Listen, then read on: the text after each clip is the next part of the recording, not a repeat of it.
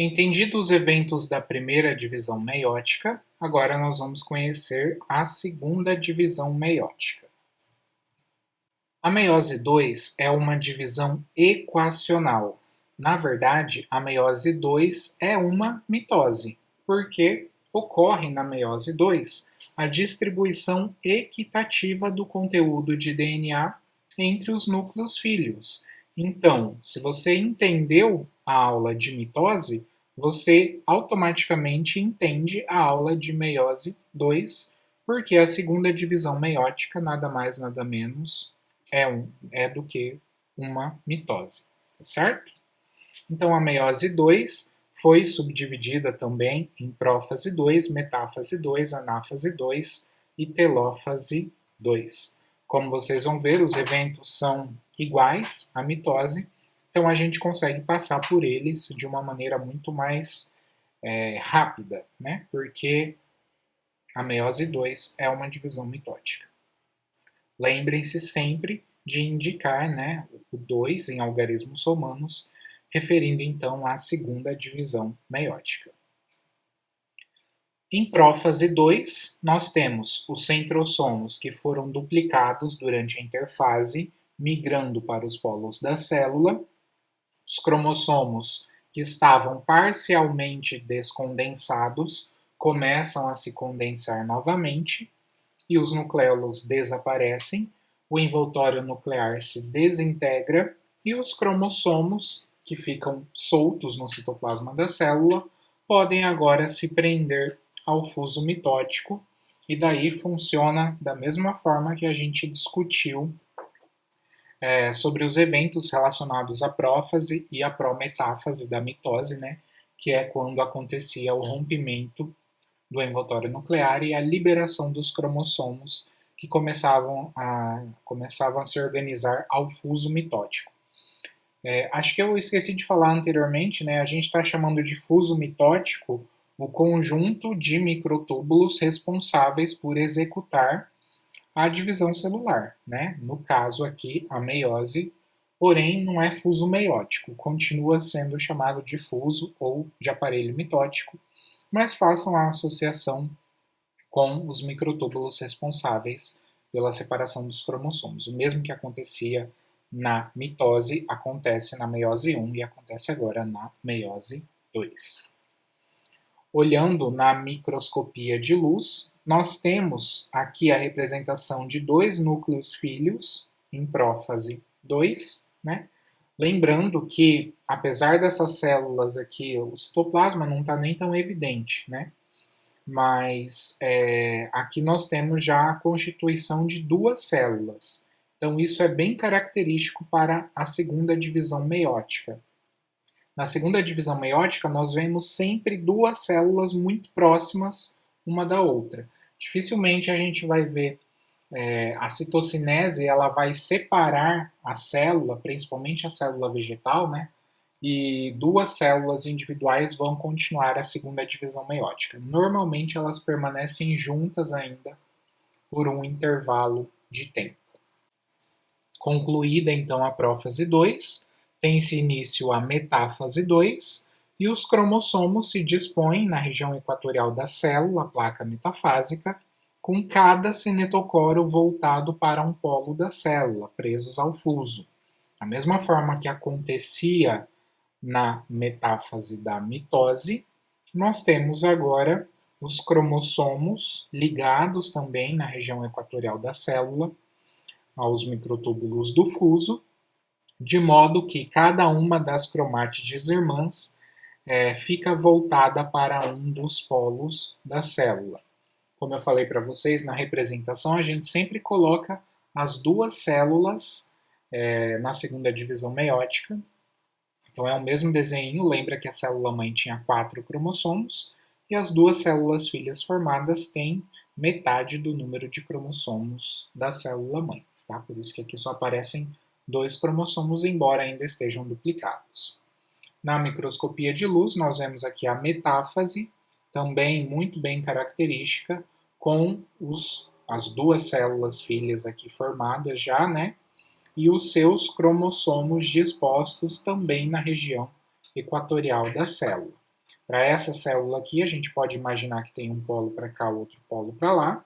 Para essa célula, um polo para cá, o outro polo para lá. Então é bem característico a metáfase 2. Em anáfase 2, nós temos a separação das cromátides irmãs, que migram para polos opostos da célula, da mesma forma que acontecia na anáfase da mitose. Vejam que a separação das cromátides irmãs faz com que nós chamemos elas agora de cromossomos filhos, né?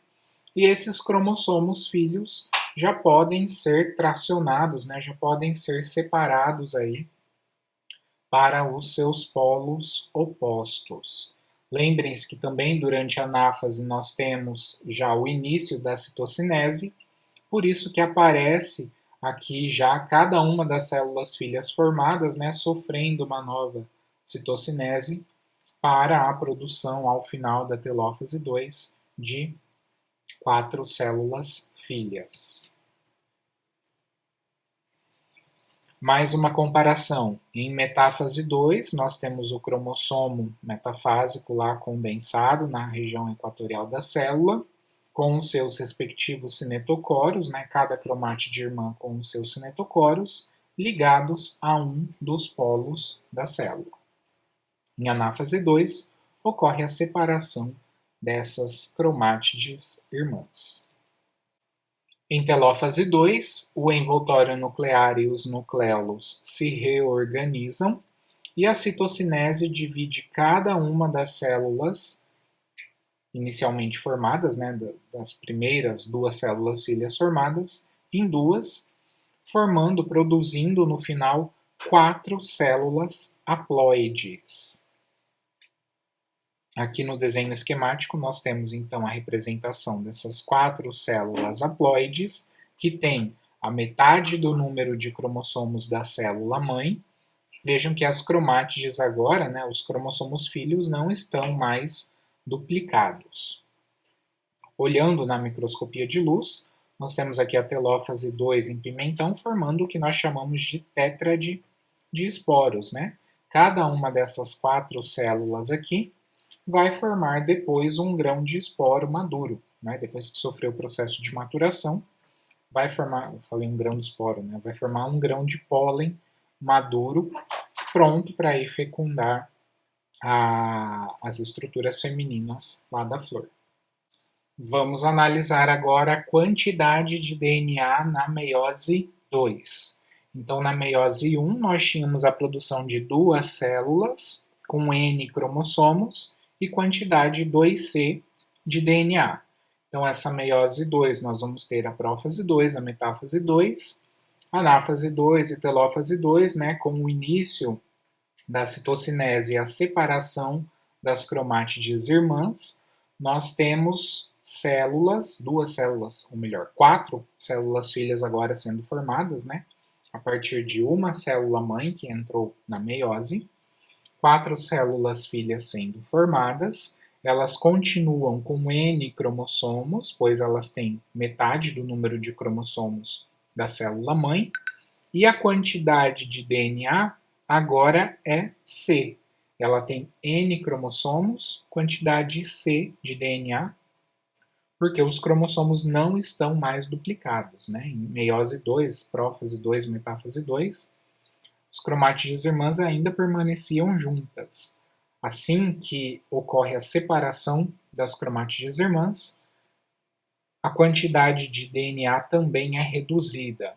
Portanto, o gameta que é formado ao final da meiose 2, ele tem N cromossomos e quantidade C de DNA. Isso para o gameta masculino e gameta feminino.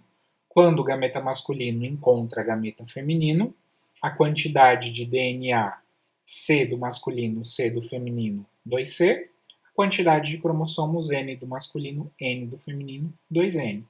Então, o encontro de 2 gametas reestabelece a condição diploide do zigoto, a condição diploide do organismo, 2N cromossomos com quantidade 2C de DNA. Quais são as consequências da meiose? Nós temos a redução do número de cromossomos à metade nas células filhas, porque se essa redução do número de cromossomos não acontecesse, vamos pensar na espécie humana. Uma célula diploide tem 46 cromossomos. Então vamos dizer que um indivíduo que tem 46 se reproduz com um outro que tem 46. Se não houvesse essa redução do número de cromossomos, o filho deles teria 92 cromossomos.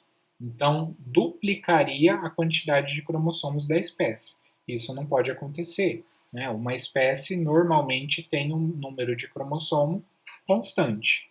Então, é por isso que a redução, ou melhor, que a meiose garante essa redução do número de cromossomos pela metade. Quando dois gametas se encontram, esse número diploide é restabelecido. Além disso, durante a meiose, nós temos a recombinação genética, o crossing over, ou seja, a troca de segmentos cromossômicos, a troca de informação genética entre os cromossomos homólogos, o que garante variabilidade genética. Em terceiro, nós temos a segregação aleatória dos cromossomos homólogos, paternos e maternos, né? A separação do cromossomo que veio do pai e do cromossomo que veio da mãe, ela ocorre de maneira aleatória. Você vai ter gametas formados tanto com cromossomos maternos como cromossomos paternos para um gameta e para o outro gameta a mesma coisa, né? Uma mistura aleatória desses cromossomos. Num gameta você pode ter 5 cromossomos paternos e 10 maternos. No outro gameta, consequentemente, você vai ter 10 paternos e 5 maternos. Então é sempre uma distribuição aleatória, casual, de qualquer jeito. Não tem nada que determina que os homólogos que vieram do pai vão juntos para um gameta e os homólogos que vieram da mãe vão juntos para o outro gameta. Todos esses mecanismos aumentam a variabilidade genética dos gametas e, consequentemente, das espécies. Só uma curiosidade sobre a gametogênese em humanos. Nas mulheres, as ovogônias, que vão dar origem, né, depois aos ovócitos, elas já se encontram em diplóteno lá da primeira divisão meiótica, da prófase 1, no 5º mês de gestação. Então, quando as meninas estão sendo gestadas, ao 5º mês de gestação, as ovogônias já estão paralisadas em diplóteno, aguardando o início do período reprodutivo dessa menina, né, que vai acontecer lá na adolescência. E essas ovogônias que permanecem pausadas ali em diplóteno podem permanecer assim até a menopausa, né? Até 40 e poucos, 50 e poucos anos de vida dessa mulher. A meiose continua nas mulheres em 20 a 30 células antes da ovulação. Então, depois que a menina menstrua, né, lá na adolescência, toda vez que ela vai ovular, de 20 a 30 células dão continuidade na meiose e elas param novamente em metáfase 2. Elas continuam diplóteno de acinese, metáfase 1, anáfase 1, telófase 1, intercinese, prófase 2, metáfase 2 e paralisa em metáfase 2. E o término dessa segunda divisão meiótica só se concretiza se houver a fecundação desse ovócito. Se não houver a fecundação, se esse ovócito não for fecundado por um espermatozoide, a metáfase 2 não progride, ela fica pausada e depois esse ovócito vai ser reabsorvido ou eliminado pelo próprio corpo, certo? Então, o gameta feminino ele só termina a sua meiose 2 se ele for fecundado. No homem, a meiose 1 dura aproximadamente 24 dias, sendo que a prófase 1 é o período mais longo e dura ao todo 14 dias. E para a meiose 2 é muito rapidinho, 8 horas já termina a meiose 2. Então, ao longo de 24 dias, os homens conseguem produzir os espermatócitos que ainda não estão maduros. A maturação desse espermatócito que foi produzido demora mais 40 dias. Só depois desses 40 dias é que o espermatozoide estará apto a fecundar um ovócito. Finalizando então a aula de meiose, nós vamos falar agora dos cromossomos plumosos, já que esses cromossomos são cromossomos meióticos, que aparecem em alguns organismos, algumas espécies. Os cromossomos plumosos foram identificados por Walter Flemming em 1881. Eles são cromossomos grandes, gigantes, né? Que podem atingir até 1,5 milímetros de comprimento. São cromossomos meióticos.